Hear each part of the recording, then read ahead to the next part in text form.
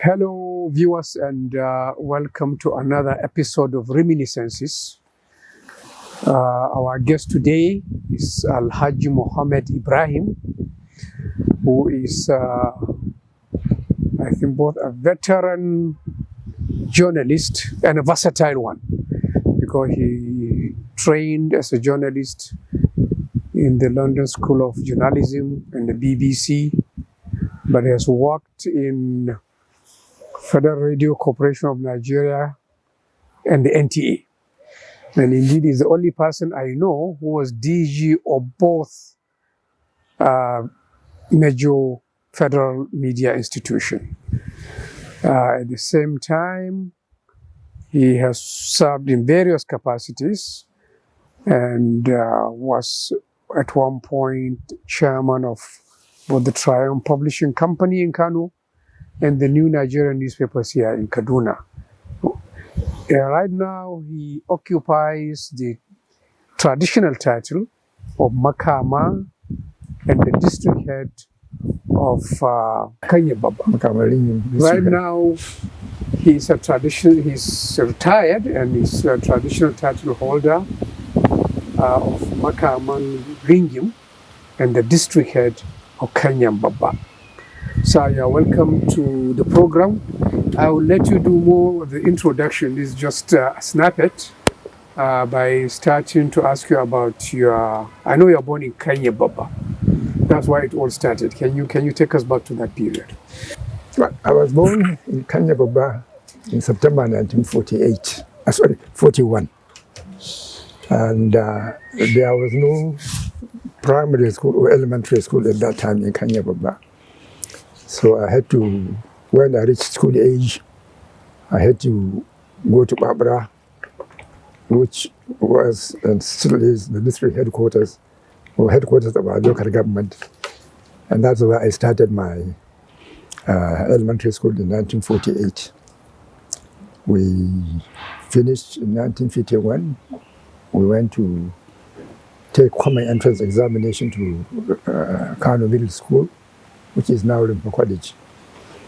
So out of 7 of us, 2 of us were selected. And we started the training. At that time, it was a 5-year course. You go into removed class, then class 1, 2, 3, 4. So we reached class 4, and then there was a change of educational system. We took common entrance examination to secondary schools. Some of us went to Balewa, some of us remained there. So we went into Form 1 in January 1955. We discovered that there was a technical school here in Kaduna, which was called Technical Institute Kaduna. Primarily, it was training technical officers. But for secondary school leavers, there was a plan by Northern Nigeria government that if you read sciences, you could go there for a year, take one of the British exams. After 1 year, you will take the examination. If you passed, the chances were you could get a scholarship to study engineering, either in UK or in Germany or in the United States. 3 of us came to Technical Institute. Myself, Idris Ahmed, Lawal Isyaku, and we joined 23 others from different provinces then, and started the course. We finished successfully. And as we were waiting for results, incidentally, it was an in-service training. We were being paid salaries every month. So we finished the examination. We were waiting for the results.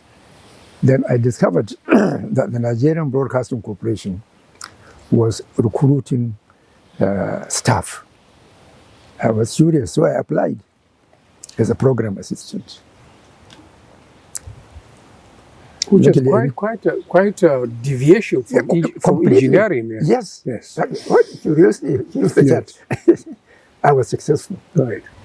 So I was given employment, still waiting for the interview date, because the interview used to take place June, July, and then departure date September or early October, depending on the academic year. So the interview for the technical training? For the scholarship. Scholarship. The technical training. We passed the examination. Yes. Yes, it was 10 years.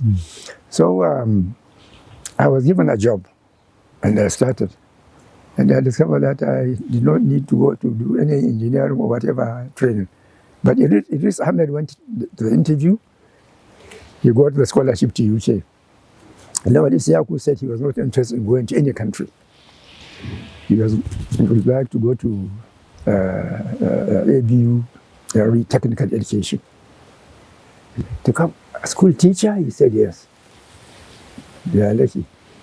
So he got admitted to ABU, and as God would have it, he retired as a federal permanent secretary. Idris Ahmed went to the UK. I also studied technical education. He left in 1961. I joined him in January 1964. Because when I started working with the Nigerian Broadcasting Corporation, they had an arrangement with the British Broadcasting Corporation, African Service, whereby staff could be seconded to them for 3 years or 2 years or even more. So there was a vacancy. Mahmoud Bida was coming back. So they wanted me to replace him in the house service. They came, they interviewed me, they offered me the job. So I left in January 1964 to go and start with the BBC. Then my parents said, well, we would allow you to go on 3 conditions. 1, you would further your education. 2, you must make sure that you are not converted into any religion. 3, even if you are going to marry a white woman, you must sure she will convert to Islam. I said, accepted. So I left in January 1964 and went to join the BBC. I discovered that there was this London School of Journalism. So I said, well, I'm in journalism, let me. At that time, there was no school of mass communication in UK. In the whole of UK, there was none. In Nigeria, there was in the whole of UK, there was no school of mass communication. They were not. It was an American system. So I joined them. So you were working in the BBC and studying in the London School of Journalism. Now, the BBC told arranged it in such a way that every term I would bring our timetable. Then my duty roster would either put me morning duty, afternoon duty, or early, or even overnight duty, so that it could accommodate. Yeah. But how did you cope? Well, was it fantastic? I was young. I was dynamic. So no problem. I did cope. But I was living in London, relocating from this part of the world. I was living in North London, and fantastic. There were 4 of us at that time living in the same apartment. Late Justice Dayar Mustafa, my Chief Justice of Nigeria, Amin Wali, Sheikh Adnan, and myself. We were sharing each one with his own room. So you were there on different programs? Yes, Amin Wali was studying business administration at Northwestern University. Dayar Mustafa was studying law at London University. Sheikh was studying technical education, printing technology at London University also. So they were in the same university, Aminu in Northwestern University in Cape Town in London, and I was commuting between BBC and London School of Journalism. The school was located in Mayfair, so not too far away from my working place. So how long did it take you to do the training? It was 2 years. 2 years. At that time, it was 2 years. It was 2 years diploma program. And by 1966, I had completed it. I got the certificate. I said, okay, at least I have got one thing, which I promised my parents I would do. So at least I furthered my education in the area where my profession is. Yes. What are the other two things? The The other two things you promised that about marrying, if you married a I white... kept to them. I Yes. didn't marry any. In Okay. fact, the chance, if I were even to marry, it was a Tanzanian girl who happened to be half Indian, half Tanzanian, and a Muslim. But by the time we became friends, she was studying medicine, and my time was up in London. So I said, I couldn't wait for you to complete your medicine. I'm going back to my country. When you finish, we'll continue communicating. If God tells it that you and I would be husband and wife, fine. I could still come back, and or we could still go to Dar es Salaam and get married. Yeah. It wasn't destined to be. No. So what did you do when you returned to Nigeria with your diploma? I went on secondment from the Nigerian Broadcasting Corporation. I was still a staff of the NBC. I came back in December '68. I was in NBC, Nigerian Broadcasting Corporation. Okay. The Kaduna branch. Right. So they called me for interview. A couple of days later, I went, and I got the job of a principal editor. Started work in February 1970. So was it a better job? Well, in terms of were you salary, happy to move from radio to TV? In terms of salary, it was higher than what I was earning. And the challenge was, this is simply a radio. Radio Television Kaduna, a combined radio and television service. Okay. And I will be a principal editor for both radio and television service. So the challenge so that's why you started both radio and TV at the same time. That's right. So the challenge was much, much greater. And also I had the advantage of the training courses I attended at the BBC. Basic course, senior course, principal course, management of resources. In the 5 years I spent with the BBC. So I was combining both duties, television, radio. And in 1970, just about barely a year, there was a vacancy for head of news of the organization. We attended an interview, I think about 5 of us. I was given the job. James Audu left, so I took over from James Audu in Radio Television Kaduna. I was there working as head of news. Then in 1975, in 1971, I went to Syracuse University to study broadcast management for 4 months. Syracuse in the United States. Syracuse, yes. Yes, for 4 months. Yes. I came back. And then 1975, after the Murtala coup, Abazuru, who was the managing director, was appointed a commissioner of Borno State, or Northeastern State as it was then. So he retired. He said since he was going home, it was better for him to retire rather than to go on secondment. He retired, and Alhaji Mohammed became, who was his deputy managing director, became the managing director of the broadcasting company of Northern Nigeria Radio Television Kaduna. And luckily, I was appointed deputy managing director. From the head of news? Yes, that was the next step. Head of news or chief engineer or head of commercials or head of administration. So I became his deputy in 1975. 1976, 74, Kano wanted to set up their own television service. So in 1976, they invited me to go and help them set up the TV service and transfer my services completely to Kano to become the first general manager. Was this NTA Kano? Kano State Television. Kano State Television. Yes. Okay. So when I set up Kano State Television in 1976, the federal government decided to set up the NTA. And General Murtala Mohammed said, all the state TV stations must become nucleus of NTA. So the federal government took them over, no compensation. I think there were 10 stations in the whole country. So in 1978, when NTA was properly taken off, I was promoted to zonal director to take charge of Kano, Kanya, and Plateau. I was on my annual leave. He gave me the job I never wanted to do. If there was any job in NTA, that was the job I had. It was the only job I had hated to do. That was executive director, network news. I knew my principles. I knew I was going to face a problem. We were going to deal with politicians, working with politicians. So how was the experience? Was it as bad as you thought it would be? Fantastic. His argument was they wanted a major transformation of NTA network news.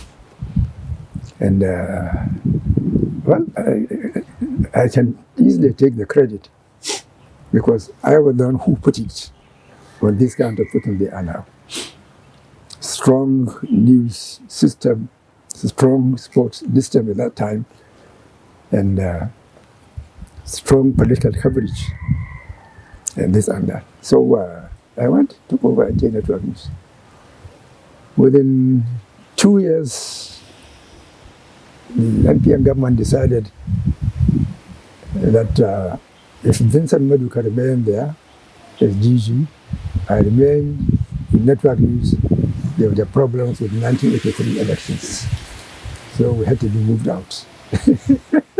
And that was what I was afraid of. What you feared? Politics. But the irony of it was in 1982, there was an election for president of the Nigerian Guild of Editors. And they sent President Shagari's chief press secretary to come and say, I should contest for that seat. The government will not allow the private media to continue dominating that. I said, well, I didn't have any money to run around the campaign. But don't worry, we'll find a way. Go and see Umaru Duko. We want the government media to take over the leadership of the Guild of Editors.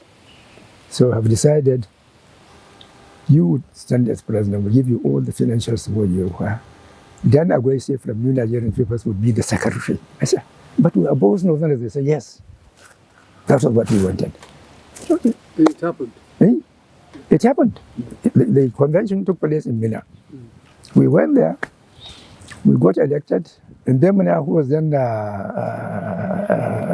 managing director of News Agency of Nigeria, was my vice.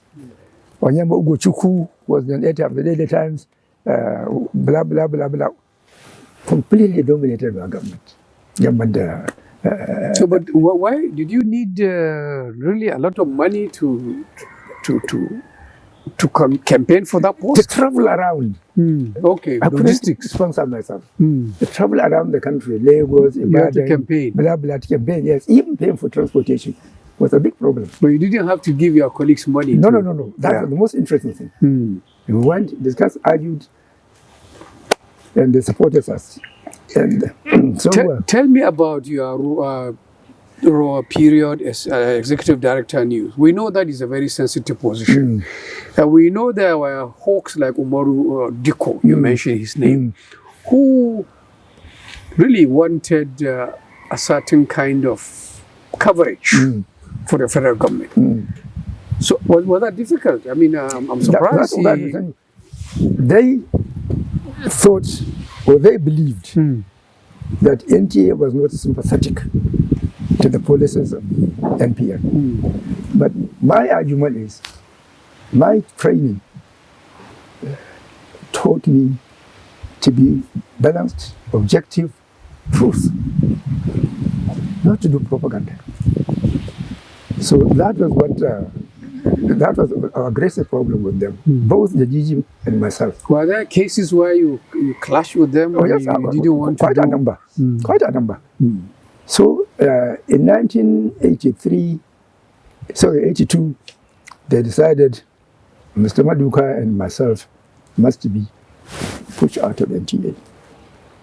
Mr. Maduka, being an engineer, electrical engineer, they said he should go to Ministry of Communications to be technical advisor to the minister who was then out of Bay. I should be posted to Sokoto. In spite of my PRP believe. Coming from Kano, of course, I was So you are branded a sympathetic PRP. to the opposition party? Yes. Yeah. So Sokoto was president's home state, predominantly NPN. There was nothing I could do to change the whatever I got. I was happy. So I went to It Sokoto. took you out of this hot position. They brought a non-broadcaster, Dr. Walter Ofondo, to be Director General of NTA. That was the beginning of NTA's problem. They took a non-journalist to be Executive Director of Network News. Who was this? Patrick Itohe. Patrick Itohe, who is a program guy. Yes. Right. So they took him to take over my seat instead of bringing a proper journalist. How did it happen that you suddenly became the DG of FRCN rather than NTA where you left? I was in Sokoto from 1983 to 1985. In 1984, Modubo was appointed Director General of FRCN. He succeeded Engineer George Bako, who retired after 35 years. Did you eventually succeed him as the DG? Yes. Was that I came back in February 1985 as Zonal Director of FRCN Kaduna. In September 87, he said I should transfer to Lagos. I said, why? He brought me to Kaduna on a mission. Why should I go to Lagos? He said, you have no choice. 2 of your colleagues have retired. They were your seniors. You are now the most senior director. You must come to Lagos, take over Director of Corporate Affairs. I said, fine. So September 87, I moved to Lagos. We were working comfortably, conveniently, as father and son, brother and elder brother, whatever it is. And every morning, I would go to his office about 9:30, brief him, because my office was more like the network headquarters of all activities in the FRCN. At 3 p.m., I would go back and brief him, whether there was anything going on. In January 1989, there was an international conference in Zimbabwe. He was to go, but he said he didn't like to go. I should go and represent him. The conference on African broadcasting. So I went. I came back on Sunday evening. I had dinner with my late wife, and then she said to me, congratulations. I said, for what? She said, Uncle Dairu told me that you are being appointed DG of FRCN. I said, he must be mistaken. Modubo had still more time to go. Why should anybody appoint you? Is he sacked? We argued. She stood up. It's all right. In the morning, I went to the office. I went, briefed him, came back to my office. About 11, the permanent secretary of information, Abubakar Sadiq Mohammed, who was my course mate at NIPS, called me. Mama, I said, yeah. Congratulations. I said, what is it for? This your file in front of me. Babangida had approved your appointment as DG of FRCN to succeed Modubo. Is his time up? He said, yes. Okay. I was waiting for Modubo to call me. He didn't. So at 3 p.m. as usual, I went to his office, briefed him. He said, all right, let's move to the sofa. Modubo never drank tea, either water or Fanta. So he asked his secretary to bring us tea. He served him the tea.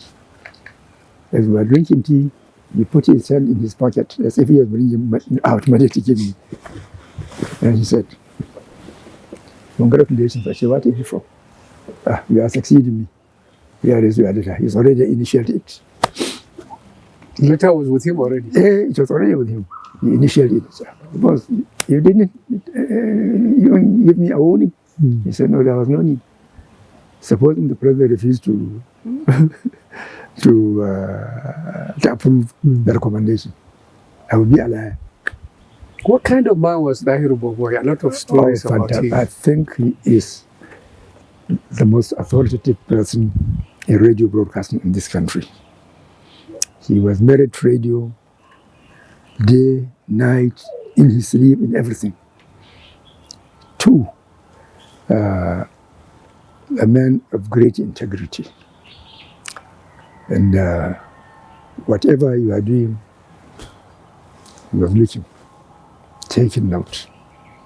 So there was no way, if your promotion came up, nobody would stop him from doing it. Three, Modibo didn't care about money. He was never corrupt.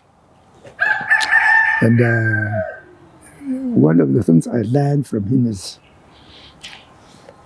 projecting ahead. Every time Modibo was ahead, planning ahead, correcting here, correcting there.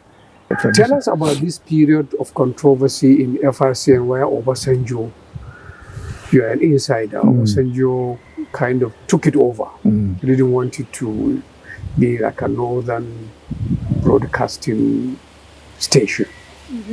Well, it wasn't a northern broadcasting station as such. He knew its values, especially during the Civil War. He knew how much the station served the federal government. His main fear was not to be used against him or any Nigerian leader. As head of state. Yes, as head of state. So what triggered the crisis was his commissioner for information. No, it started with Shehu Shagari. It started, Oluwadebanjo was the advisor for information. And he said that FRCN and Kaduna was too powerful. It had to be given competitors. So they started building FM stations in states to counter whatever FRCN and Kaduna was doing, just in case they deviated from the normal routine. They built quite a number. I know in Kano, Sokoto, quite a number of places. So when Obasanjo was president, his commissioner for information triggered the crisis. He came to Kaduna and said that federal government had no choice but take over FRCN and Kaduna. Usman Jibril was then governor for North Central State. They almost fought in the governor's office. He had no right, he had blah, blah, blah, blah, blah. So they went to a meeting of National Council of States. And Obasanjo said federal government was going to take over FRCN. Why? Usman Jibril said he's agreed. That was why he resigned his commission. He resigned as governor? Yes, as governor. And his commission also. So commission? Yeah, from the Nigerian Air Force. Okay. So it was a major crisis. Then later, Obasanjo, yes, insisted that must be done. Set up a committee to look into it. Maladam Chorma was chairman of the committee. And he came, we submitted a memo. We gave him 3 options. To leave FRCN and Kaduna as it is, I mean, radio, television, Kaduna as it is. Or radio, the television arm was already taken over by government. To leave radio Kaduna as it is, to allow it to continue as a purely commercial radio station, or to be left in the hands of the northern states, 10 northern states at that time. So Madam Choroma looked at the recommendation. Okay. His report to the government was, federal government, under all circumstances, must take over FRCN Kaduna. It will be too dangerous to leave it in the hands of any state or individual or group of states. So that was what gave Obasanjo the guts. So he called a meeting, a joint meeting of the National Council of States and the Federal Executive Council. And they decided that BCN radio must be taken over by federal government. So we should come back and set up a committee to draw up the the merger. One, no state radio station would broadcast on shortwave.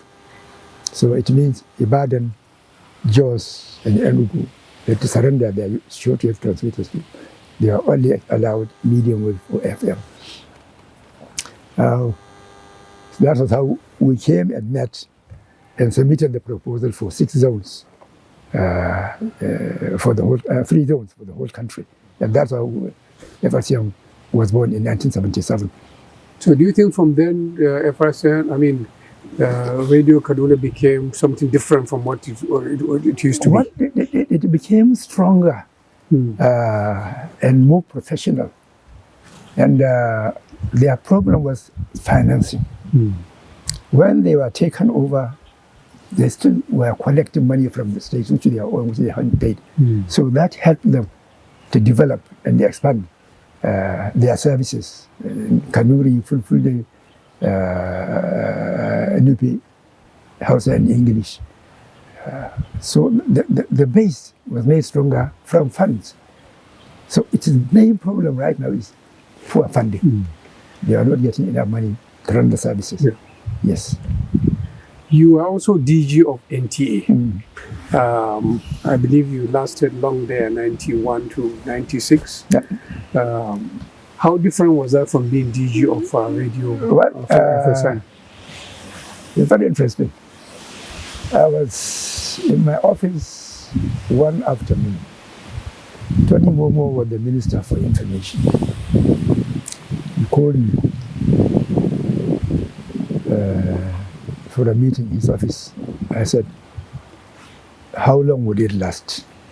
He said, no, we are not going to argue this time as journalists. We used to sit down, keep arguing for nothing. When I was DG of FRCN, I was not getting enough money to run the Voice of Nigeria. And my belief was that my number one priority was the domestic service, not external service. So deliberately, I ran down the Voice of Nigeria.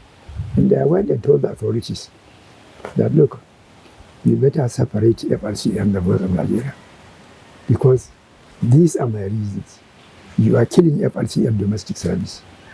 If we are silent for a whole day, somebody will say that there was a coup, whatever it is, blah, blah, blah, blah, blah. They got my idea. Okay, give us a paper. So I gave them a paper on how they should be separated. Known to me, they have already given the assignment to the Attorney General of the Federation to write a new decree for FRCN. And they did. It was approved. And Abubakar was appointed. He was the first DG. The first DG of FRCN. And I was moved to NTA. Well, NTA was like a home to me. Yeah, but do you think you made any difference as DG of NTA, your almost 5-year tenure? Yes. I made a lot of difference because even in terms of expanding into other states where there were no television stations, that I made sure. States like the newly created Akwa Ibom, separating them from Cross River. Niger set its own radio station, quite a number, and also expanding the facilities within the headquarters of the FRCN and giving more powers to states and more resources to run their own affairs. I think that was one of my greatest achievements, because somehow we had more money from government, more money from advertising at that time. We were generating more, and the government was not taking a kobo from us. So just we tell them every year, this was our budget. We would make so much from advertising, we expect government to give us so much. And because even when the FRCN was allowed to, NTA FRCN was allowed to continue advertising, a percentage of our revenue formed part of our budget. We'll tell them how much we would generate and then how much they would give us. But capital projects were separated to their own domain. Whatever we recommended, they were the ones to decide whether they would approve it or not. So with reasonable funding. Yeah. At that time, the dollar was reasonably strong. It was 1 naira to $1. And So then equipment buying is not a problem. yes, we are well equipped. We bought new transporters, new broadcast vehicles, and this and that. It made us stronger. And that was why we were able to cover so many major international events wholly in Nigeria, like the Junior Eagles competition held in Lagos. We covered it for the whole world. So many. What of digitization? It seems I could see in your CV you wrote a paper from 2003 on digitization. It's still a problem in NTA. It hasn't moved after 20 years. Quite far. They have gone quite far because the bulk of their transmission is now digitized. And they are still doing it because it's something which you cannot do overnight. It consumes a lot of money, it takes time, it takes a lot of training, manpower requirement, and this and that. It reduces the level, the increase in manpower, but still you have to train them. You have to make sure that they know what they are doing. You acquire the right resources and the right facilities. So NTA, I think they have come of age, I can say. Are you happy with what they are doing now when you look at NTA as a former DG? In those days, certainly they are doing much better. Much better. What I would have been happier with was to continue with what we were doing in sports. NTA should make sports one of the key programs. Because I don't know when I was DG, we used to have network sports every Saturday from 4 to 7 p.m. Coverage of international events was normally undertaken by NTA. We covered the World Cup, we covered the Olympic Games, we covered so many major international sporting events. But now NTA is finding it difficult to cover such events. And we know the reason. It's simply because sponsors were buying away the rights, and the NCM didn't have the money to buy those rights, and they couldn't afford to buy the rights also from the sponsors. So that's their major problem right now. Let me come to your life as a traditional title holder. Is this something you inherited, or it was given to you because of your prominence and contribution to? No. It was something which I inherited. I grew up in the family. My father was the village head of Kanya, Babba. Our family has been village head of Kanya, Babba since it was set up, I think in 1762. During the days 62? Yes, during the days of Emir of Kano, Al-Wali. It was one of the biggest village heads under Babra local government. Right now I have 16 village heads and 201 hamlets under me. So the expansion has been great. And Babra has now been split into 4 districts, but Kanya Babba remained intact. We are a state constituent assembly, and I think in the whole of Jigawa, 3 of us, Kanya Babba, Fagai, and Blangu, were the only districts without a local government. All of them, others, became local governments except us. Do you want a local government? Naturally, we are big enough for a local government. Okay. We are a state assembly constituency. If you look at Babra district, it has 3 district heads, Babra, Jigawa, and Garungudinya. 40% of Babra local government is Kanya Babba. So we can see how big we are. And Fagang also the same thing, under Goram. Belongu in Hadija.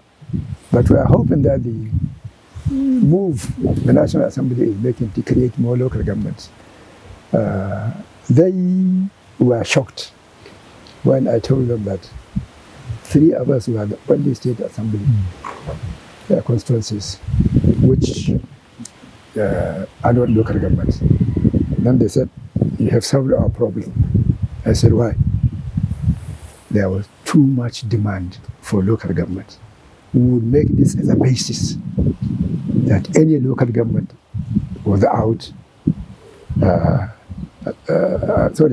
any state assembly without a local government would now be a local government. It's a basis. So we are talking of a maximum of 100 in the whole country. Yeah. So that's what, they said, we gave us a solution. Yeah. And I don't think anybody would argue. And when also you look at other factors, we have two of the biggest markets in Babba district in terms of generating revenue and this and that. Kanya Babba is one of the biggest markets north of Kano. So that also puts us at an event. So it's really Babba. It's really that big. But looking at it from your point of view, you have held these big positions, DG, FRCN, NTA. Is it really satisfying for you to go and sit in a small town and be the district head? Is it something you find fulfilling? Well, Salauta Gubach. It's a poison. It is. Okay. It is a poison. Yes. So once it is in your blood, Yes. the only person I know who was running away from it was the late Choro Mankalo, Ambassador Amin Sanusi, the father of the Muslim. He didn't enter his blood. He didn't enter his blood. What happened, we don't know. Yeah, So it's his exception. own principles. He didn't want to be involved in it. But generally, as I said, it's poison. So you really wanted, even as an international technocrat, you That's really right. didn't mind going home. And When I retired and Kanya Babba was upgraded to a district, yes. the Emir of Ringim called me and said, all right, you are the rulers of Kanya Babba. Are you interested in becoming a district head? I said, yes. So he offered me the title of Magajin Malam at that time. Eventually, I was made a member of the Emirate Council. And then that was in 2001. In 2003, there was a vacancy for Makaman. So he recommended to the government that I was the most appropriate person to fill that position of Makaman, Kanya Babba, became make a member of the Emirate Council. So that's the title I'm holding now. And when you look at yourself, knowing fully well that you go up from there,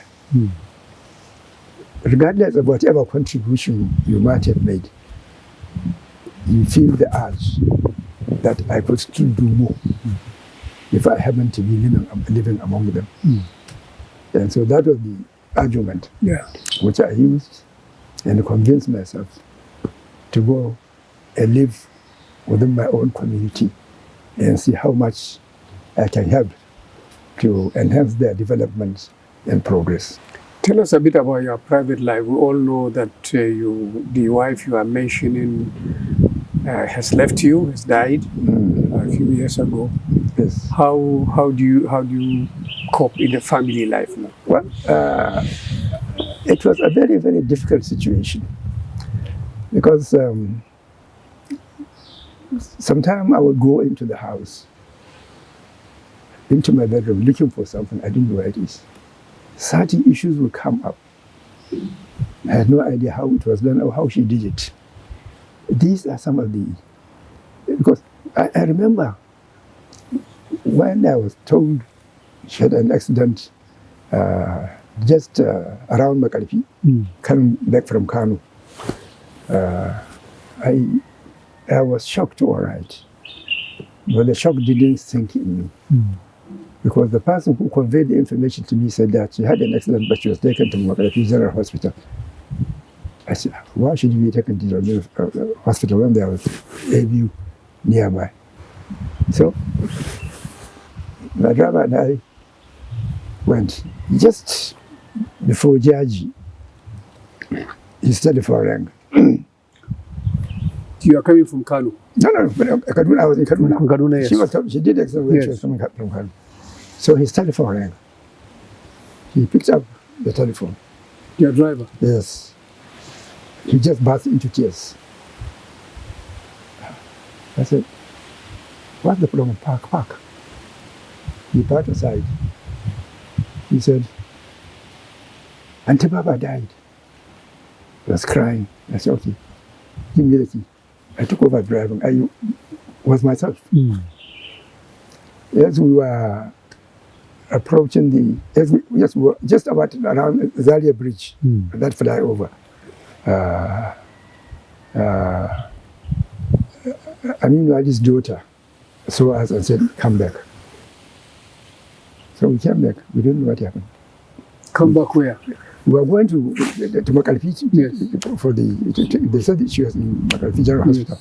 So she said she should come back. So I didn't know why she was telling us to come back. They should come back to Kaduna? Yes. Because they are heading for Kaduna also. Okay. They were already at the excellency. Yes. She died on the spot. Right. Came home, she was dead. And I felt it took me 2 good days for her loss to sink. Yes. And sometimes I would come into my bedroom, start crying alone before going back to the public. It's a terrible situation. Yeah. And it's an experience I will never forget. Yeah. Things you normally do, things you used to do, I wouldn't know how to do them. Relations with the family, whatever it is. The whole world was empty as far as I was concerned. So it was. Have you remarried since then? Huh? Have you remarried? Yes, I did. You had to remarry. I had to remarry. I remember very well. I was sitting comfortably in my sitting room, and my children came and said, Babba, I said, yes, we are tired of living in this house without a mother. And they're grown-ups. Yeah, of course, one